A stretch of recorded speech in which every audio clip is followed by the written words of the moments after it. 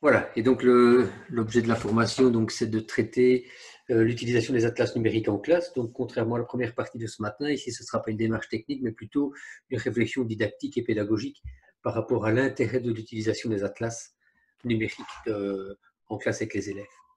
Donc, pour rappel, ce matin, donc on a vu qu'on pouvait créer deux types d'atlas. Donc, un atlas avec un compte public, donc ce sont les applications configurables avec la version, la visionneuse de base, ou alors un atlas avec un compte d'entreprise, et là, c'est l'application Builder. Et donc, c'est assez intuitif, il suffit de suivre les instructions. Toutes ces applications sont reconfigurables a posteriori. Avec la règle, c'est qu'il y a toujours deux choses. Il y a d'une part la carte sur laquelle il y a des couches qui vont apparaître dans l'atlas, et d'autre part, il y a l'atlas qui est une application de visualisation de la carte. Donc, il y a toujours ces deux composantes-là. Voilà, alors on a vu comment construire un atlas simple, on a vu comment construire un atlas un peu plus élaboré dans un compte d'entreprise. Et maintenant, on va voir quel est l'intérêt d'utilisation des atlas en classe. Alors, il y a deux manières d'aborder l'utilisation de l'atlas en classe. Il y a son utilisation du côté de l'enseignant. Donc, ça c'est comment moi je vais manipuler l'atlas pour faire apprendre une série de choses, mais c'est moi qui le manipule. Ou bien il y a plutôt une utilisation du côté de l'élève. Je vais plutôt m'attacher à l'utilisation de l'atlas du côté de l'élève. Je ne doute pas que vous serez tout à fait, enfin, vous aurez plein d'idées pour le mobiliser dans le cadre de vos cours, en tout cas pour l'utiliser pour illustrer vos cours actuels. Mais moi, ce qui m'intéresserait plus, c'est de voir comment l'élève va pouvoir utiliser un atlas pour faciliter l'apprentissage. Alors, je vais aborder quelques éléments. Le premier élément, c'est que, de mon point de vue, il est important d'utiliser un atlas numérique parce que ça permet de renforcer la capacité des élèves à observer des répartitions spatiales. Ça, c'est un élément assez important, c'est qu'en géographie, on définit souvent le cours de géographie comme étant une explication d'éléments qui se situent au niveau de l'espace. Or, de mon point de vue, le cours de géographie, il a comme point de départ le développement de la capacité des élèves à décrire des répartitions. Alors, je vais prendre un exemple simple. J'ai pris la classe de 4e année, j'aurais pu prendre celui de n'importe quelle autre année. La carte de base qui s'affiche, c'est une carte de production agricole. Donc, la production agricole qui est illustrée ici, c'est une production en calories par unité de surface, avec comme unité de mesure un kilomètre carré. Donc, ici, on a calculé le nombre de calories produites par kilomètre carré sur chaque kilomètre carré à l'échelle du globe. Et donc, le fait de travailler systématiquement avec ce type de cartes de dernière génération, donc ce sont des cartes qui montrent la répartition des objets tels qu'ils sont, ce ne sont pas des moyennes, donc ici on voit vraiment où on produit beaucoup, où on produit très peu, eh bien l'élève, il va être invité beaucoup plus rapidement à décrire les choses. Alors si vous devez décrire la répartition agricole à cette échelle-là, ou je vais même peut-être la prendre à l'échelle de l'Afrique, ce sera peut-être un petit peu plus interpellant. Et donc, on va voir qu'au niveau de l'Afrique, il y a des espaces de production particulièrement importants. Et donc, on va voir un élément plus important à ce niveau-ci en Égypte. Et donc, les élèves, quand ils vont voir ça, ils vont s'interroger, c'est où en Égypte pour pouvoir ne fût-ce que communiquer. Donc, ils vont parler du delta et de la vallée du Nil.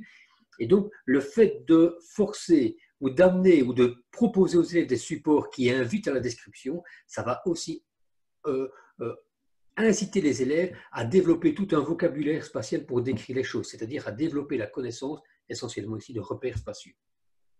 Et donc l'utilisation d'un atlas numérique avec ce type de cartes-là, qui ne sont plus des cartes par plage, comme on trouvait dans l'atlas de Book, où on avait des moyennes par pays, on voit qu'ici le fait que les informations spatiales soient localisées là où elles se trouvent, ça invite l'élève à décrire là où sont réellement les choses. Et donc à développer un vocabulaire qui permet vraiment de le dire, au-delà de dire qu'il y a une production importante en Égypte. On voit que ce n'est pas vrai, ce n'est pas en Égypte, c'est effectivement dans le delta et dans la vallée du Nil.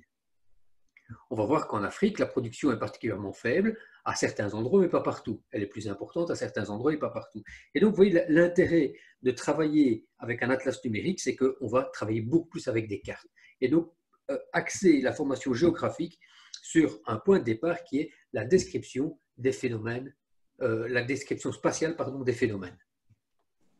Et donc pour moi, ça c'est un des éléments très très importants. Et là, on va rencontrer le développement de la première compétence en géographie, qui est la capacité à décrire les choses en utilisant des repères spatiaux pertinents et un vocabulaire adéquat. Et donc, l'utilisation systématique de l'atlas numérique en géographie va vraiment vous permettre de travailler cette compétence-là. Et les élèves vont développer de très grandes connaissances par rapport notamment aux repères spatiaux et à la répartition spatiale des objets qu'ils décrivent. Donc ça, c'est le premier élément. Donc c'est très important pour moi d'utiliser un atlas numérique parce qu'il nous présente des cartes de nouvelle génération qui sont des cartes qui géolocalisent les phénomènes, donc qui présentent les choses là où elles sont. Et donc ça invite les élèves à décrire les choses là où elles sont. Deuxième élément, qui de mon point de vue est un élément essentiel, en tout cas un élément très important, c'est que l'utilisation d'un atlas numérique va favoriser la mise en lien des composantes de l'espace pour comprendre leur répartition. Et donc là, on travaille la deuxième compétence en géographie, et l'atlas numérique est un élément, un levier formidable pour travailler cette deuxième compétence. C'est que dès lors que les élèves ont décrit un phénomène, d'abord ils l'interrogent. Tiens, comment se fait-il que en Europe, il y ait une telle production agricole? Comment se fait-il qu'en Inde, il y ait une telle production agricole et que la production en Inde, elle soit particulièrement concentrée, et vous voyez, dans la vallée du Gange, et on voit aussi au Bangladesh, mais aussi dans le nom du fleuve m'échappe. Est-ce que quelqu'un peut m'aider? La vallée de l'Indus? De l'Indus, voilà, excusez-moi, le mot m'échappe là tout de suite. Et donc, on voit qu'il y a de fortes concentrations. On voit aussi qu'il y a un triangle ici particulièrement important en termes de production agricole au niveau des calories en Chine. Et donc, les élèves, pour pouvoir comprendre ça, on va simplement les inviter à aller chercher d'autres composantes de l'espace ou alors soumettre à la lecture d'autres composantes de l'espace pour qu'ils puissent percevoir les relations qu'il y a entre des composantes. Donc ici, on va parler bien de relations verticales. Hein. Donc, je vais vous montrer un exemple de relation verticale qu'on va pouvoir développer à ce niveau-là. Je vais prendre la carte de la répartition de la population. Voilà, je vais décocher l'autre carte. Et donc, si les élèves font l'analyse de la répartition de la population à cette échelle-là, et puis qu'ils vont faire l'analyse de la répartition de la production agricole à la même échelle, ils vont pouvoir mettre en évidence des relations. Alors, l'utilisation de l'atlas, outre le fait qu'elle permet d'aller chercher toutes ces composantes très rapidement et de toujours les avoir à la même échelle, c'est ça qui est intéressant, parce que je pourrais travailler la répartition de la population à l'échelle de l'Afrique et la répartition de la production agricole à l'échelle de l'Afrique instantanément aussi. Donc, je vais aller reprendre la production agricole. Voilà. Je vais mettre en évidence, et là c'est aussi un des avantages, c'est que je vais pouvoir annoter la carte directement. Donc, je vais prendre ce trait-là, voilà, et je vais mettre en évidence des zones de forte production. Je fais ça rapidement. Je prends les plus fortes zones ici, voilà. Je prends comme ça, avec la zone la plus densément peuplée, la plus densément concernée ici. Voilà, et donc l'élève peut continuer, il peut annoter ces documents. Donc je vais vous montrer que les lignes ici deviennent une couche que je peux activer, désactiver. Donc l'élève, il travaille sur la carte de la production agricole, il annote la carte de la production agricole. Une fois qu'il a terminé ses annotations, il peut travailler sur la répartition de la population. Et vous allez voir que très rapidement, ce genre d'outils permet de mettre en évidence des liens. Et donc pour des élèves plus jeunes, ils comprennent ce que sont les relations verticales en géographie très rapidement de cette manière-là. Et ils voient aussi les limites de ces relations verticales. Et donc, on va dire, oui, ok, de manière générale, on peut constater qu'il y a un lien entre la répartition de la production agricole et la répartition de la population, mais ce n'est pas nécessairement correct dans tous les cas. Et donc, ils vont voir qu'il y a plusieurs exemples sur Terre où il y a des densités de population qui sont assez fortes et où la production agricole est particulièrement faible. Ce qui est tout aussi intéressant que de montrer la relation de manière positive, hein. Ça veut dire que là, ils vont mettre en évidence des endroits où il y aurait des problèmes potentiels en termes d'approvisionnement alimentaire.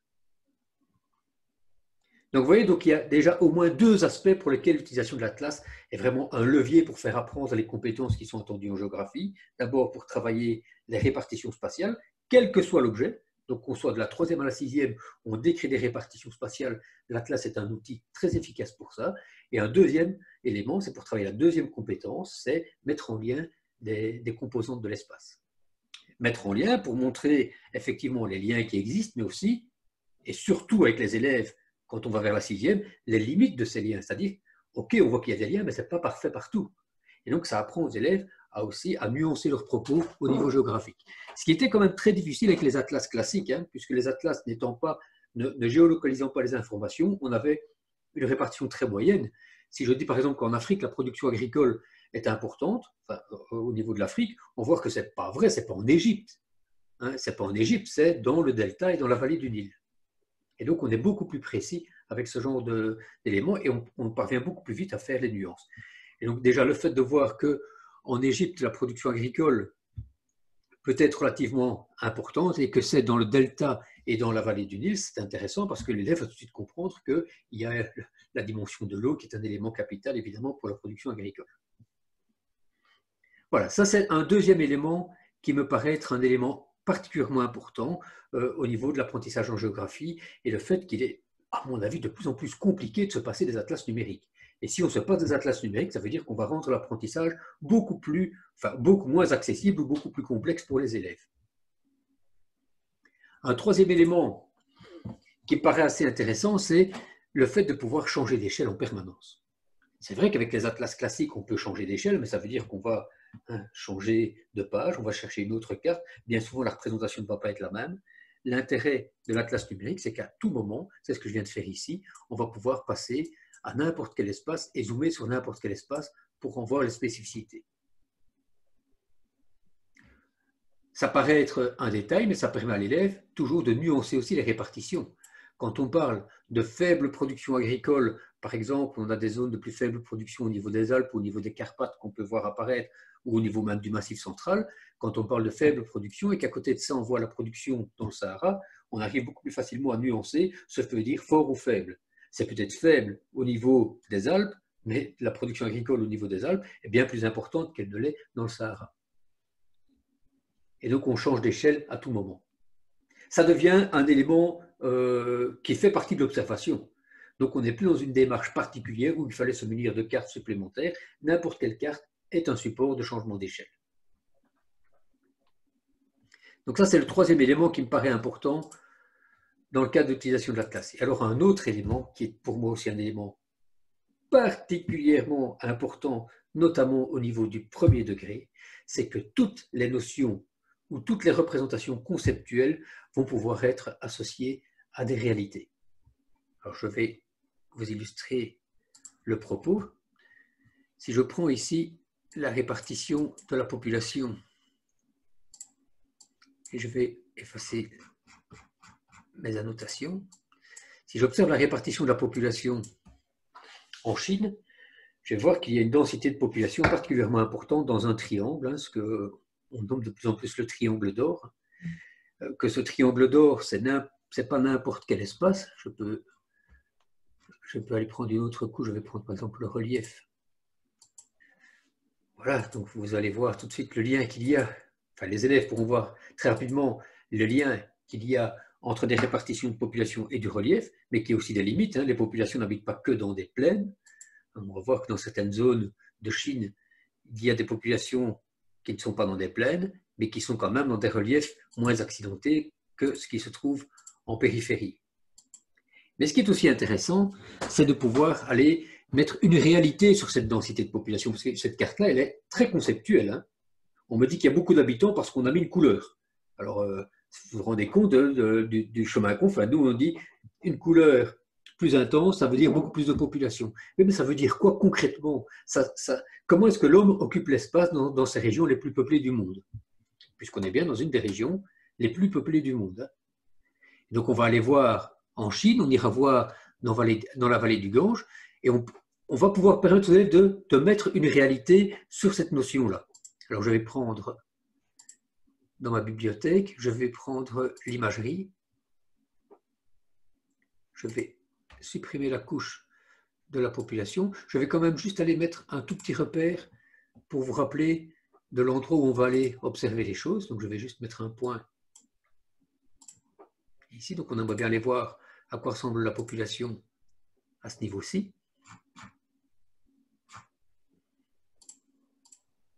Voilà, je me suis mis en vue satellitaire et je vais aller voir à quoi ça ressemble. Voilà, donc que ce soit là ou peu importe aux alentours. Et donc, quand l'élève va me dire qu'on est dans la région la plus peuplée du monde, il va aussi pouvoir, en zoomant, aller voir jusqu'à l'échelle de la maison pour dire à quoi ressemble la zone la plus peuplée du monde. C'est-à-dire qu'il va travailler un peu dans ce qu'on a toujours prôné en EDF, c'est-à-dire partir du local. Le local, c'est quoi? Ça, c'est le local. Donc le local, ça ne veut pas dire chez moi. Hein. Là, je suis à une échelle locale.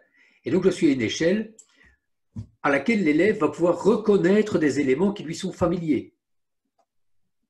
Alors, un élément qui est familier pour l'élève, c'est une maison. Tous les élèves ont déjà vu une maison. Un autre élément qui est familier pour l'élève, c'est un champ. Un autre élément qui est familier pour l'élève, ce sont des arbres. Un autre élément familier pour l'élève, ce sont des routes. Et donc, vous voyez ici, je travaille bien à une échelle familière, enfin à une échelle où les éléments représentés sont familiers pour l'élève. Donc, il va y reconnaître toute une série de choses. Et donc, il va pouvoir dire que la région la plus peuplée du monde, eh c'est une région qui se présente avec des localités où l'habitat est très dense et se présente sous forme d'îlots dans un champ, dans un océan de terres cultivées, hein, de champs, et de champs qui sont des champs très étroits, vous voyez, des champs qui se présentent comme des lanières, qu'on appelle d'ailleurs des champs lanières. Donc oui, je ne suis pas certain qu'aujourd'hui tous nos élèves soient capables d'associer des notions très conceptuelles comme des densités de population à des réalités. Donc la réalité, c'est l'occupation du sol. Donc l'occupation du sol est finalement l'ADN en géographie. C'est ce à quoi l'élève devrait pouvoir rattacher toutes les notions. Je peux aller voir dans la vallée du Gange, donc une autre des zones les plus peuplées du monde, et aller voir à quoi ressemble l'occupation du sol. Déjà, à cette échelle-ci, vous remarquez qu'on voit aussi toute une constellation de points plus blancs qui sont en fait des localités. Et donc, en fait, on va retrouver exactement la même organisation du sol que celle qu'on a vue en Chine, à l'exception des champs qui ne sont pas nécessairement des champs lanières ici. Mais autrement, l'organisation de l'habitat dans ces deux zones les plus peuplées du monde sont des organisations qui sont très proches. Donc, des îlots très denses dans des océans de terres cultivées. Je n'explique rien, hein. Je ne fais que constater ici. Mais j'associe des concepts qui sont des densités de population à des réalités. Je peux aller voir d'autres réalités. Hein. Une autre zone très densément peuplée, en Belgique par exemple, et on peut aller voir si l'organisation de l'habitat en Belgique ressemble à ce qu'on a vu.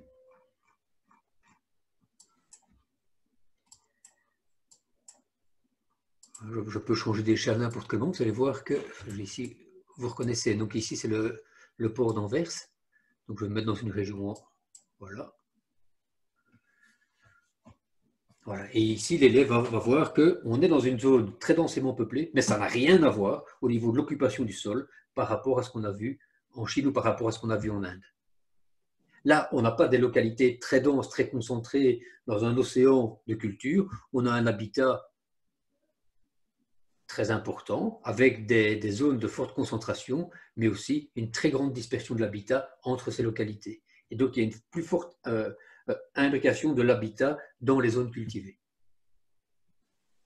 Donc, chez nous, c'est ce qu'on appelle le mitage rural, qui est vraiment l'exemple de référence du mitage rural, du mitage rural au niveau mondial. Donc, quand on veut illustrer le mitage rural, on prend le cas de la Belgique, et particulièrement du nord de la Belgique.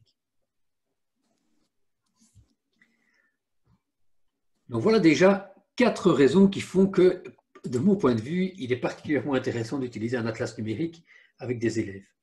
Donc oui, je ne suis pas simplement dans de la transposition, je ne fais pas ce que je faisais avant avec un atlas, je fais autre chose parce que pour moi l'apprentissage est plus intéressant.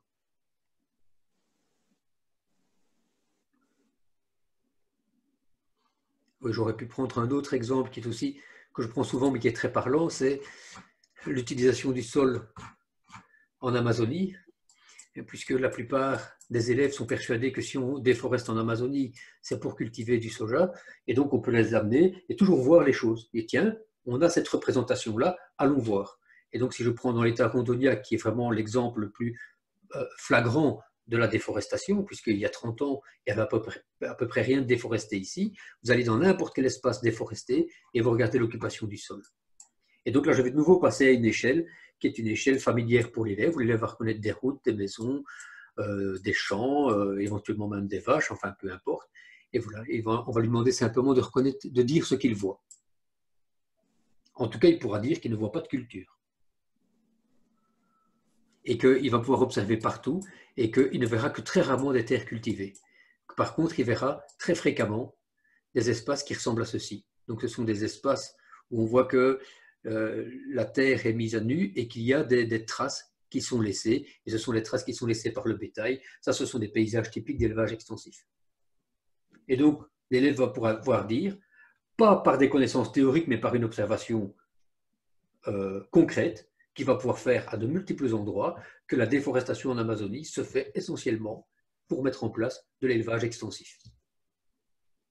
Et pas pour cultiver du soja.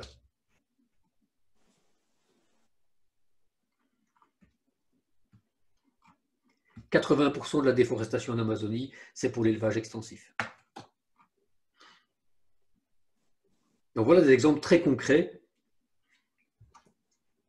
qui vont permettre à l'élève de passer sur des notions, ou des théories, ou des concepts, mais toujours de les associer à des choses très réelles, des choses concrètes.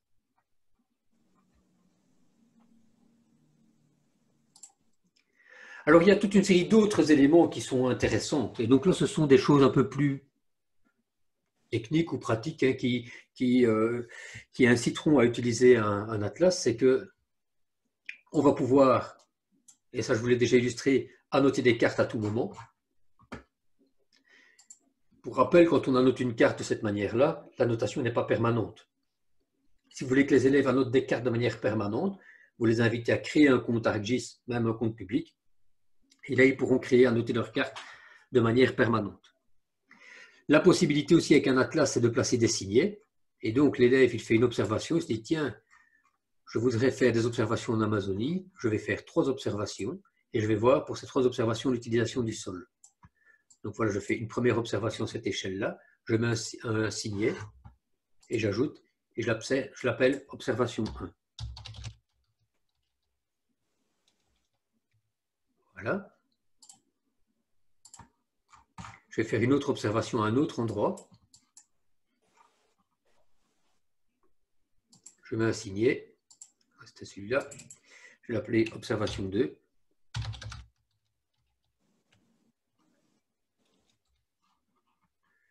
Voilà.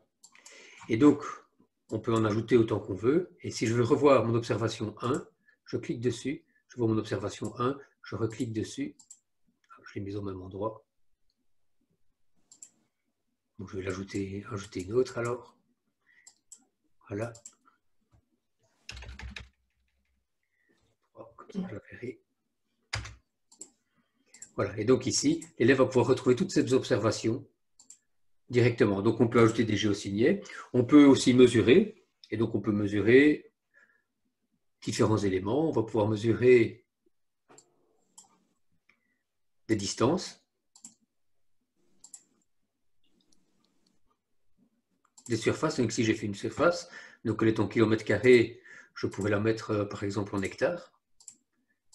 Si je veux mesurer la taille d'une parcelle, donc ici 11 hectares, je vais pouvoir mesurer des distances et je vais pouvoir aussi obtenir les coordonnées géographiques. Les coordonnées géographiques retrouvent une place particulièrement importante en géographie aujourd'hui, puisqu'il y a beaucoup d'observations qu'on va pouvoir faire sur différents supports. Ces observations, elles sont difficiles à décrire au niveau de leur référence, sauf si vous donnez les coordonnées géographiques. Par exemple, si je fais l'observation à cet endroit et que je veux communiquer au professeur l'endroit où j'ai fait mon observation, il suffit de lui dire, voilà, je les ai observés à cette latitude et cette longitude. Hop là, je vais effacer, je reprends une. Voilà. Et donc, j'indique à quel endroit je l'ai fait. Et donc, vous verrez aussi que dans la plupart des atlas numériques, maintenant, les coordonnées géographiques sont mises en décimales avec des valeurs positives et négatives. Et donc, ça, c'est aussi un nouvel apprentissage qu'il faut faire auprès des élèves. Il va falloir leur apprendre comment on lit des coordonnées géographiques en décimales. On ne travaille quasi plus jamais en degrés, minutes, secondes. Et puis comment on fait aussi pour lire des coordonnées de ce type-là. Donc latitude négative, c'est dans l'hémisphère sud. Des longitudes négatives, c'est à l'ouest. C'est la règle. C'est la règle sur tous les atlas numériques.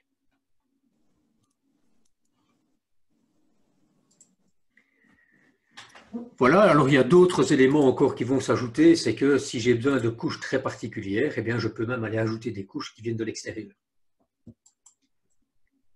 Et donc je pourrais commencer à faire des recherches sur, je veux une carte de population plus spécifique, population GPW, voilà. Et vous voyez ici, je retrouve toutes les cartes qui étaient disponibles dans ArcGIS Online quand je crée ma carte sur ArcGIS. Donc les élèves peuvent même aller chercher des nouvelles cartes sur l'Atlas, pour autant que j'ai mis le widget « Ajouter des cartes ». Et alors la possibilité aussi, dans un Atlas, c'est de pouvoir faire des filtres. Alors soit des filtres multiples que j'ai prédéfinis. Donc vous voyez ici, j'avais fait la possibilité de filtrer les zones climatiques. Donc pour rappel, ce que j'avais dit ce matin, c'est que si je veux mettre des filtres sur des zones climatiques, il faut que j'active préalablement les zones climatiques. Donc je vais aller prendre les zones des climats.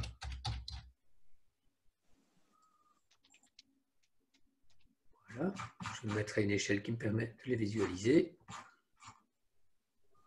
Voilà, et donc j'ai créé un filtre automatique qui va me permettre d'aller chercher, voilà, je vais prendre uniquement les zones climatiques tempérées, voilà.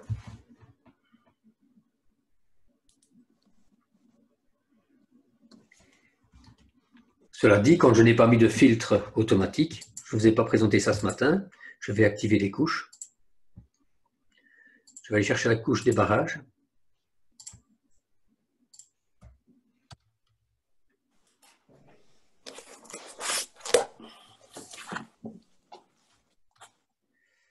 Là, je vais prendre la couche des barrages du monde.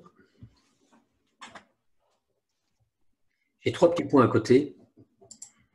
Je vais pouvoir aller afficher dans la table attributaire.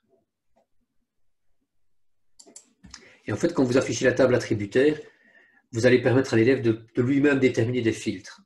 Alors ça, c'est une nouvelle compétence aussi qu'il va falloir développer chez les élèves, c'est qu'ils apprennent qu'une carte, elle est construite sur base de données. Et donc, ça veut dire qu'il y a une base de données qui est à la base de la carte, donc qui sert à construire la carte. Et donc, ça veut dire qu'il va falloir quand même progressivement familiariser les élèves avec ce type d'information. Donc, la carte, ce n'est pas qu'un élément qui a été dessiné par quelqu'un. C'est un ensemble de données avec une construction automatique qui est derrière et paramétrée. Mais il y a une base de données. Et donc, s'il y a une base de données, ça veut dire que je peux filtrer ou extraire des éléments de cette base de données. Et donc, ça revient aux élèves à les familiariser avec l'utilisation de tableaux du type tableau Excel. Donc, ce n'est pas du tout inaccessible, hein, mais enfin, c'est un exemple concret de travail sur un tableau. Et donc, voilà le tableau qui a permis de créer la carte des barrages du monde. Et donc, il y a des identifiants. Et puis, il y a l'altitude, la rivière, le bassin, la proximité à côté de la proximité d'une ville, le pays. Enfin, il y a toute une série d'informations. L'année de construction, l'altitude du barrage, enfin, voilà, toute une série d'éléments. Et alors, il y a aussi des usages. Et donc, on voit que usage, donc use et lec, donc ça veut dire que l'usage pour l'électricité est premier pour ce barrage-là. On voit qu'il y a des barrages qui vont être construits pour l'irrigation de manière prioritaire, d'autres qui vont être construits pour la récréation, d'autres pour la navigation, d'autres pour la pêche, d'autres pour l'approvisionnement en eau douce, etc. Et donc, si l'élève arrive en quelques secondes à se rendre compte des informations qui sont derrière une carte, donc ça veut dire que cette carte, ce n'est pas simplement des points avec des barrages, ce sont aussi des informations qui sont associées à chaque point. Donc dès qu'il va cliquer sur un point, il va avoir une série d'informations par rapport aux barrages qui sont donnés. Donc ici, seules quelques informations sont affichées, mais la table, la base de données, en contient bien plus. Et donc je peux filtrer. Option, filtrer. Je vais ajouter une expression, et là je vais aller chercher ici, par exemple, dans l'irrigation, et je vais dire que c'est main, parce que j'ai vu que dans ma base de données, il mettait main pour dire que c'était principal. Voilà, et donc ici, je viens d'afficher automatiquement la répartition des barrages dont l'utilisation première est l'irrigation. on n'est plus du tout dans ce qu'on fait qu'un atlas classique, hein, ici. On est dans une analyse géographique. Et donc, si je mets par exemple la répartition des barrages à l'échelle de l'Amérique du Nord, donc vous voyez comment se répartissent les barrages pour l'irrigation. Donc, on va voir que globalement, ils se situent dans la moitié ouest. Si je supprime le filtre, voilà. Et donc, on va voir que des barrages, il y en a un peu partout aux États-Unis. Mais que ceux pour l'irrigation sont essentiellement dans la moitié ouest. Et donc, point d'interrogation, pourquoi les barrages pour l'irrigation se situent principalement dans la moitié ouest? Donc, voilà une question géographique. Et cette question géographique, la réponse, elle se trouve dans les autres couches que l'élève va pouvoir consulter. Donc, il va pouvoir prendre la couche des précipitations, la couche des climats, la couche des températures, etc. Et voir s'il y a des liens, et quelle est la nature des liens entre la répartition de ces barrages et les autres couches. Et donc, il arrive à une explication qui est géographique. Voilà. Donc, je vais résumer les avantages et les intérêts d'utilisation d'un atlas numérique. Donc, d'abord, l'atlas numérique est un élément clé pour favoriser la description des éléments. Et donc, ça incite l'élève à utiliser le vocabulaire et surtout les repères pertinents pour décrire. Et donc, ça l'invite à décrire et donc à assimiler plus rapidement ces repères.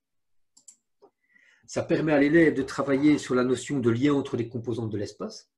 Donc, non seulement il va pouvoir établir des liens, mais pour moi, ce qui est tout aussi important, c'est qu'il va apprendre aussi à mesurer la limite de ces liens. C'est-à-dire, oui, bon, on voit qu'il y a des liens, mais c'est valable là, c'est moins valable à cet endroit-là.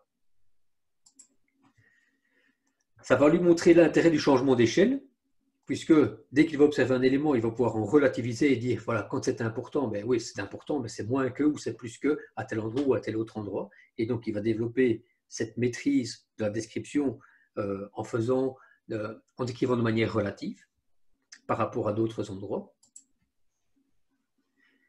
Il y a un élément clé, notamment pour le premier degré, mais c'est valable pour tous les autres degrés aussi, c'est toujours d'ancrer des notions, des concepts à des réalités ou à des quasi-réalités. En tout cas, des choses qui sont familières aux élèves, en changeant, en passant sur la vue satellitaire à partir de n'importe quelle vue conceptuelle. Et autre avantage périphérique, annoter des cartes, placer des signets, mesurer, ajouter d'autres couches, faire des filtres et encore un tas d'autres choses derrière. Et donc, on voit bien que le fait d'utiliser un atlas numérique, on n'est plus dans la transposition. Ce n'est pas essayer de faire avec du numérique ce qu'on faisait avant avec un atlas classique. C'est avec un atlas numérique, c'est intéressant parce qu'on fait autre chose. Et que le fait de faire autre chose me permet d'apprendre beaucoup plus de choses.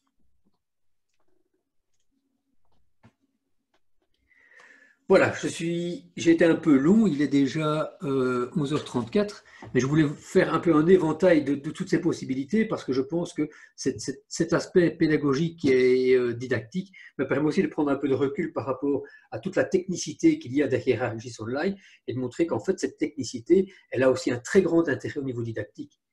Et si on se familiarise avec cet aspect technique, c'est toujours au bénéfice de l'apprentissage avec les élèves, ce n'est pas uniquement pour le plaisir de faire des choses techniques. Voilà, des questions, des réactions? Bernadette. J'ai deux questions. La première, dans l'atlas numérique, les couches sont mises pêle-mêle. Est-ce qu'il est possible de pouvoir est-ce qu'il est possible de les classer? Moi, j'ai essayé de les classer, mais il y a certaines couches qui ne veulent pas se mettre au-dessus, etc. Oui, donc dans l'état actuel des choses, mais ça va changer bientôt, il n'est pas possible de les classer. Et ça va changer. Donc ArcGIS s'est occupé de développer une nouvelle interface de visualisation pour les cartes, où là on va pouvoir déplacer, créer, même faire des sous-dossiers et remettre des couches dans l'autre. Maintenant, je ne sais pas si c'est vraiment opportun. C'est vraiment une question que je me pose. Est-ce qu'il est vraiment intéressant de classer des couches? Parce que le fait de classer les couches, est-ce que ce n'est pas déjà, en fait, les regarder d'une certaine manière? Je ne sais pas si vous voyez ce que je veux dire. Est-ce qu'on n'aurait pas plutôt intérêt à donner aux élèves simplement un ensemble de couches et leur apprendre à chercher des couches? Et donc, vous avez vu ici tout à l'heure, je cherchais les barrages du monde. J'ai beaucoup de couches. Hein. Honnêtement, si je dois chaque fois relire toutes les couches qui sont là, je n'en sors pas. Et donc, je développe une nouvelle aptitude quand j'utilise un atlas numérique, c'est d'utiliser le bouton de recherche. et de travailler avec des mots-clés. Vous voyez, barrage, je mets les 4 premières lettres et voilà, j'ai 4 couches où on va traiter les barrages. Et donc là, je vais pouvoir choisir facilement. Donc l'intérêt aussi, c'est de nommer de manière pertinente les couches, avec au moins la présence d'un mot-clé. Par exemple, toutes les couches des climats ou qui traitent des climats, mettez le mot climat dans le titre. Comme ça, l'élève, il mettra le mot-clé climat et il aura toutes les couches qui vont apparaître.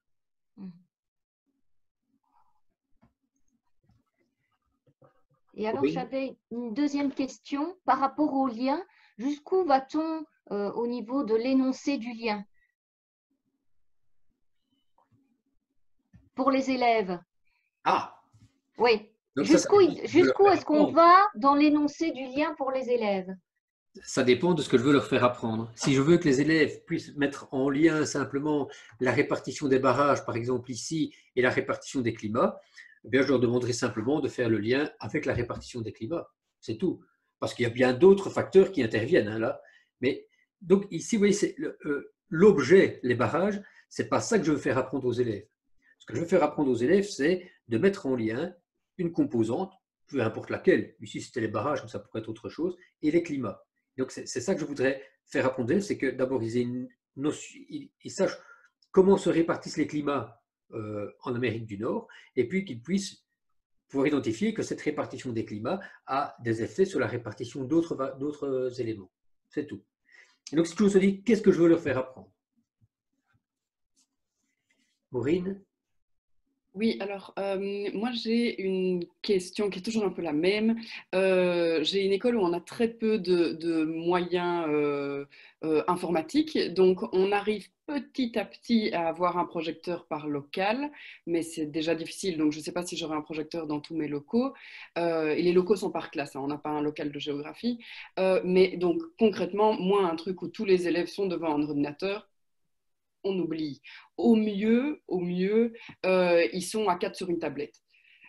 Du coup, comment concrètement est-ce que je mets en place toutes les recherches? Est-ce que du coup, je le fais toute seule devant eux et ils ne sont pas du tout actifs là-dedans et ils regardent gentiment ce que je fais? Est-ce que du coup, je leur imprime des trucs? Enfin, c'est vraiment dans le concret de comment est-ce que je fonctionne. Et alors, niveau socio-économique assez faible, donc je ne sais pas du tout s'ils ont tous un ordinateur à la maison. En tout cas, pendant le confinement, j'ai eu peu de réponses. Je vais commencer par une réponse à la dernière question. D'abord, il faudra mettre en place un dispositif, une procédure pour que tous les élèves puissent accéder en dehors de la classe à un ordinateur. Soit dans une bibliothèque publique, parce que beaucoup de bibliothèques proposent des accès aux ordinateurs. Hein, donc, c'est inviter les élèves, s'ils n'ont pas d'ordinateur chez eux, à aller dans une bibliothèque pour pouvoir travailler, ou bien dans la bibliothèque de l'école, ou bien l'école a un local spécifique, ou, enfin, bon, peu importe, mais ce sont des procédures, hein, ça. Donc, oui. Ça, il faut vraiment mettre ça en place. Ça prend du temps, ça ne se fait pas du jour au lendemain, il faut le faire. Il faut le faire parce que plus tard, les élèves dans leurs études supérieures, ils seront confrontés à ce même problème. Or, je constate que dans les études supérieures, cette solution, on l'adopte très vite parce que les enseignants des écoles supérieures invitent à le faire. Chez nous, on ne le fait pas encore assez, on n'invite pas les élèves à le faire, donc ils ne le font pas. Bon. Deuxième chose, je ne suis pas partisan de l'utilisation massive de l'ordinateur en classe. Oui. Ça, c'est mon point de vue personnel. Parce que quand je mets les élèves devant des écrans en classe, je les perds très vite. On n'a qu'à faire l'expérience, vous leur donnez l'atlas numérique, vous allez voir, les élèves vont cliquer partout et ça va dans tous les sens. Donc, je n'arrive plus à les canaliser. Donc, moi, je vais vous donner la démarche que moi, j'ai tendance à utiliser. Je vais, par exemple, ce que je voudrais que les élèves apprennent à faire, c'est d'abord à filtrer des couches. Donc, je vous donne mes intentions. Hein. Et je voudrais qu'ils puissent se rendre compte que la répartition des climats a une influence sur la répartition des aménagements au niveau des barrages. Alors, ce que je vais faire, moi, en classe, c'est très démonstratif. Je vais leur montrer comment on fait un filtre sur la couche des barrages. Donc, d'abord, je vais leur montrer où est l'atlas, à quel endroit. Donc, je vais leur montrer où est le site de géographie. Puis, je vais leur montrer comment on fait un filtre. Pour vérifier que tous les élèves ont bien compris, je vais interpeller 2 ou 3 élèves dans la classe, comme on le fait habituellement, un jeu question-réponse pour voir si globalement mon message est bien passé. D'accord? Et puis après ça, quand j'ai terminé ma partie démonstrative, donc c'est une procédure que j'ai créée, éventuellement j'ai fait une petite note de synthèse avec un tuto sur cette procédure, je vais dire, tiens, Ce que je viens de faire là pour l'Amérique du Nord, j'aimerais bien que vous le vérifiez pour le cours prochain à l'échelle de l'Europe et à l'échelle de l'Asie. Et même peut-être à l'échelle de l'Afrique. Donc je vais leur demander de transférer la procédure pour voir si la répartition des barrages pour l'irrigation, est-ce qu'il y a une disparité au niveau spatial, donc est-ce qu'il y a des endroits où il y en a beaucoup, des endroits où il n'y en a pas beaucoup, et est-ce que c'est en lien étroit avec les climats ou pas? Et si c'est en lien avec les climats, quel type de climat? Ça, c'est à faire en dehors du cours. C'est la préparation. Et je vais avoir tendance à faire ça plutôt que de faire étudier le cours de géo. Puisque on dit, oui, mais on ne va pas envoyer les élèves faire un travail informatique à l'école, au domicile. J'aimerais bien savoir quelle est la proportion de nos élèves qui ont un endroit propice pour étudier chez eux. Est-ce qu'on s'est tous posé cette question? Donc, combien de mes élèves ont un bureau chez eux, au calme, pour étudier? C'est une question qu'on n'a pas trop envie de se poser, parce qu'on sait qu'il y a de très très nombreux élèves qui ne sont pas dans des conditions correctes, même acceptables pour étudier. Et pourtant, on les envoie tous étudier chez eux. Donc moi, j'aurais tendance à dire, arrêtons d'envoyer les élèves étudier chez eux et étudions en classe. Parce que là, on est dans un bel endroit pour étudier ensemble. Et pour étudier, c'est-à-dire que là, je vais surtout conceptualiser avec les élèves, je vais leur faire des choses à la maison, mais qui sont des choses plus faciles. Et pour lesquelles, s'il y a des problèmes, des solutions sont plus faciles à trouver. Par exemple, l'élève n'a pas d'ordinateur, eh bien, je peux trouver une solution à ça. Si l'élève n'a pas un local pour étudier, c'est peut-être un peu moins facile pour trouver une solution. Et donc, je vais utiliser le principe qui est ce qu'on appelle le principe de la classe inversée. Alors, le principe de la classe inversée, ce n'est pas d'envoyer les élèves étudier chez eux. Le principe de la classe inversée, c'est de faire à la maison des choses simples, qui sont des procédures qui n'ont pas de grande valeur ajoutée et qui ne nécessitent pas la présence d'un enseignant. Et faire en classe ce qui nécessite la présence d'un enseignant, ce qui est complexe, ce qui est à forte valeur ajoutée. Et donc, apprendre, ça se fait en classe, pas à la maison. Ça, c'est le principe de la classe inversée. Par contre, tout ce qui est de la vaisselle, faites un filtre sur une carte pour mettre en évidence un phénomène, ça, c'est vraiment de la vaisselle, ce sont des choses techniques, ça, l'élève, il peut faire en dehors de la classe. Et donc, si tous les élèves, imaginons que je fais 3 groupes, 4 groupes ou 10 groupes, et je leur demande d'aller observer l'utilisation du sol dans l'état rondonien ici, si j'ai 20 élèves et que chaque élève fait 5 observations, ça veut dire que le lendemain, je reviens avec une centaine d'observations en classe. Alors, imaginons qu'il y ait 10% d'élèves qui n'ont pas fait, j'arrive quand même avec un nombre conséquent d'observations. Et qu'est-ce qu'ils vont me dire tous? Ah ben moi, j'ai observé à cet endroit-là, moi, à cet endroit-là, moi, à cet endroit-là, et j'ai vu quoi? De l'élevage extensif. Et donc, très facilement, et vous allez voir que ça va être évident, tous les élèves vont retenir qu'en Amazonie, on déforeste pour de l'élevage extensif. Ça ne sera pas du tout la même situation si vous leur donnez le cadre purement théorique sans l'observation. Et donc, ils ont fait une observation simple chez eux et on en revient avec une théorie, une notion ou un concept qu'on développe en classe. Je ne sais pas, Maureen, si tu vois, ça répond un peu à ta question. Oui, tout à fait. Voilà. Donc, ne venez pas avec l'utilisation massive de tablettes et d'ordinateurs en classe. Oui. J'aime bien l'idée de leur proposer des bibliothèques aussi pour aller utiliser des ordinateurs. Voilà. J'y avais effectivement pas pensé, c'est très bonne idée. Merci. Et il y a aussi les copains. Hein. Oui. Je veux dire, on peut aussi envoyer chez les copains pour dire oui, ils peuvent le faire. Il faut vous entraider. Hein. Oui, tout à fait. Merci. D'autres questions? Oui, moi j'ai une question aussi. Par rapport à la localisation. Donc vous avez montré l'exemple avec les cartes au niveau mondial en montrant c'est le delta du Nil, etc. Ça veut dire qu'à un moment, on leur fait quand même étudier la localisation des différents pays, des différentes régions, etc. Sinon, moi, je vois bien mes élèves, ils ne savent pas. Si je ne leur fais pas étudier, ils ne savent pas. Même le Congo, limite, ils ne savent pas où c'est. Donc... Il y a un petit chemin qui va se faire. Hein. Quand vous allez commencer à travailler avec ce genre de choses, vous allez constater que quand les élèves décrivent la répartition, par exemple, de l'agriculture en Afrique, je vais reprendre, ou je vais garder les barrages du monde, mais ici je pense que je suis sur les barrages pour l'irrigation. Non, c'est l'ensemble des barrages en Afrique. Vous allez constater quelque chose, c'est que quand les élèves vont faire ça, ils vont apprendre à utiliser des références. Alors quand vous dites je vais leur faire étudier les pays, ça ne va pas être nécessaire parce qu'en fait, les élèves vont les apprendre. Si c'est effectivement bien les exercices que vous leur proposez de réaliser en classe. Hein. Donc, si les élèves doivent décrire la répartition là, vous allez voir qu'ils auront besoin du nom des pays pour le faire. Et c'est parce qu'ils en ont besoin et qu'ils les utilisent qu'ils les apprennent. Et donc, je n'aime pas beaucoup le terme étudier, hein, parce que pour moi, ça ne veut pas dire grand-chose étudier. Moi, ce qui m'intéresse, c'est que les élèves apprennent. Bah, qu'ils sachent quand même où se trouve. Et donc, je vais leur faire apprendre où sont les pays, parce que je vais utiliser des techniques qui vont imposer qu'ils utilisent le nom des pays. Donc, ce ne sont pas les élèves qui vont étudier, c'est moi qui vais leur faire apprendre. Ce n'est pas la même chose hein, que dire les élèves vont étudier. Là, je mets la responsabilité de l'apprentissage du côté de l'élève. Pour moi, la responsabilité de l'apprentissage, elle est principalement du côté de l'enseignant. Quels sont les dispositifs que j'ai mis en place pour être certain que les élèves apprennent? Je leur ai demandé d'étudier, ça, ce n'est pas un dispositif, ça. Mais je leur ai proposé 15 exercices où systématiquement, ils vont devoir utiliser le nom des pays pour pouvoir décrire les choses. Là, effectivement, j'ai mis en place. Et là, si l'élève n'a pas appris, ça, c'est de sa faute. Parce que moi, j'ai fait ce qu'il fallait faire pour qu'ils apprennent. Ok. Donc, oui, et donc, vous allez voir que c'est un dispositif redoutablement efficace pour faire apprendre. Hein, ça. Ce qui ne veut pas dire que tous les élèves y arrivent. Hein. Il n'y a pas cette prétention-là. Mais globalement, vous allez voir qu'au moins pour 80% des élèves, ça fonctionne super bien. Et alors, j'ai une autre question, mais qui rejoint un peu la question de Maureen, à qui je fais un gros bisou d'ailleurs.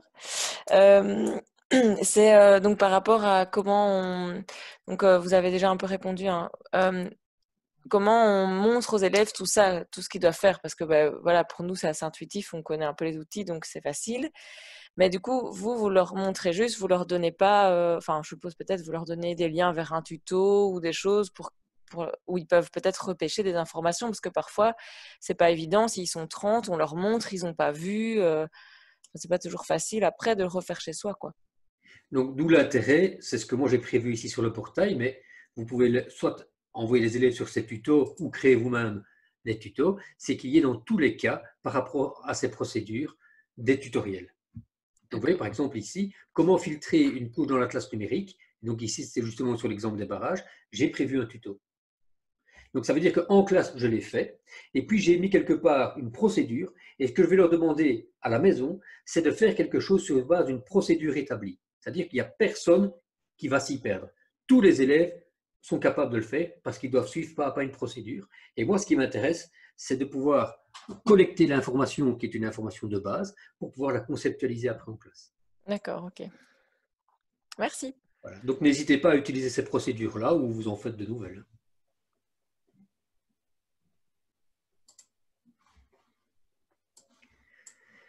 Voilà, d'autres questions? Voilà, donc vous avez vu que ce webinaire est un petit peu en décalage par rapport aux autres. Il est beaucoup moins technique que les précédents, mais c'est pour vous montrer aussi que la technique, ça n'est jamais qu'un outil et que cet outil, il doit être au service de quelque chose. Et donc moi, c'est bien toute la réflexion qu'il y a par rapport à l'apprentissage en géographie qui me pousse à utiliser les SIG et qui me pousse à dire aujourd'hui qu'il est inconcevable aujourd'hui de travailler en classe sans les systèmes d'information géographique parce qu'on rend l'apprentissage beaucoup plus complexe pour les élèves. Donc, on ne peut pas priver les élèves de ces outils parce que si on les utilise, ils vont apprendre beaucoup plus vite et beaucoup plus de choses.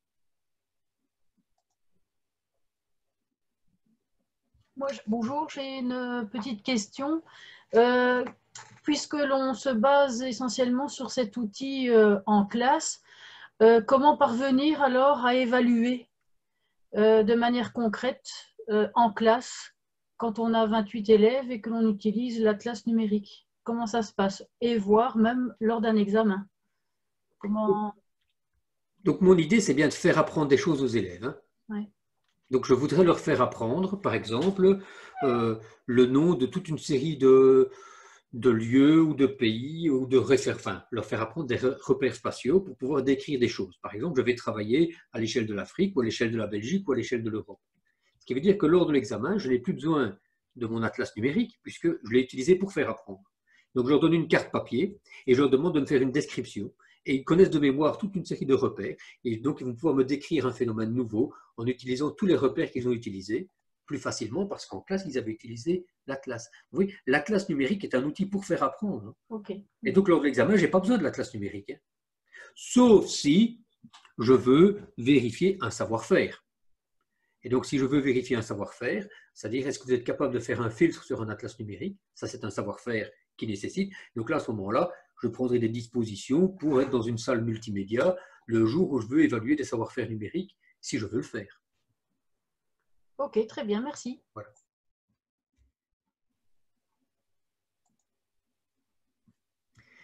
Je peux me permettre aussi une petite question? Oui, Marie?